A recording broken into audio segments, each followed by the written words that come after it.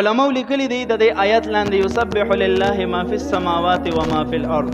په مقدس مکه چې څومره زنده روح دي او داسې څیزونه چې روح نه لري دا ټول د الله حمد او صفات بیانوي. خو څه موږ ته ښکاري او په غوږونو اورو او څه داسې دي چې موږ یې نه محسوسوو.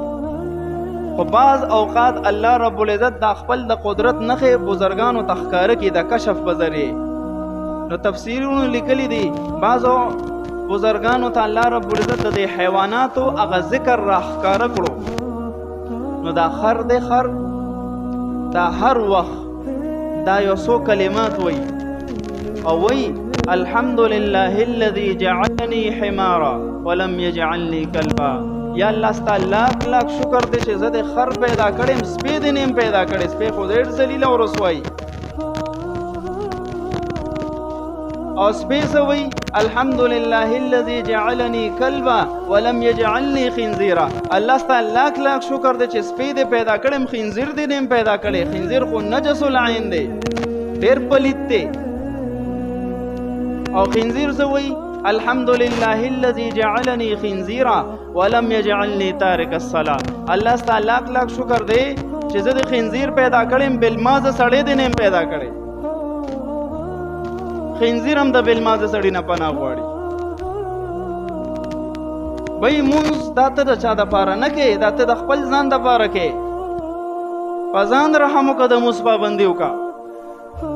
نبی علیہ الصلوۃ والسلام چې دنیا نه ځي څه ټایم کې تشریف وړي دنیا نه، نو دې ته ویل کېږي دغه وخت کې چې کمې خبرې کوي انسان خپل ورثو ته دې ته وصیت وایي.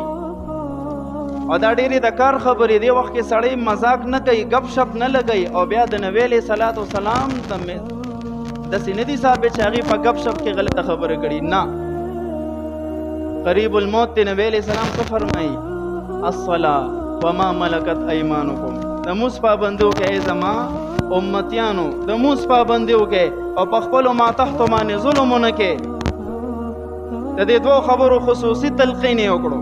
د مونځ پابندي اول زما د زندګۍ نه د مونځ اهتمام ختم دی.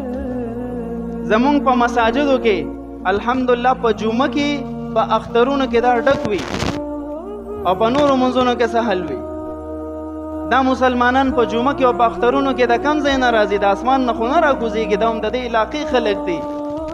په نورو منځونو کې چرته یي، د سهار مونځ کې چرته یي. مونږ کله زوی ته دا د تربیت په بنیاد نه ویل چې بچي اوده شه سهار به مونځ له پاسې، دا ورته وایو چې اوده شه سهار به سکول له ځې. دا زمونږ د تربیت هغه حد دی. زه په حیثیت پلار یم، زه د مونځ پابندي نه کوم، زما زوی به څه د مونځ پابندي وکړي. په کور کې زنانه د مونځ پابندي نه کوي، نو لور به څه د مونځ پابندي وکړي. بچو ته خو به زه عملي ښیم بچی چې دا اهم څیز دی چې اذان ووایي او زه مونځ له را روان شم، زما بچی به وایي وړوکی چې دا پلار مې څه له روان دی، جوړې ضروري کار دی. دومره خو به پوهېږي. وایي عزم وکړو، عزم چې نن نه پس په یو تکبیر ولا نه فوت کوو. کو زه یم او کو زما د کور اهل او عیال دي او کو زما بچي دي، در دې پورې چې راځو هم نو پچا دې نظر پرېوتو اور ورځانه مونځ له راځه. د مونځ ټایم دی وروره چې څوک نه کوي هغه دپاره لږ غوندې الله ته وجاړه.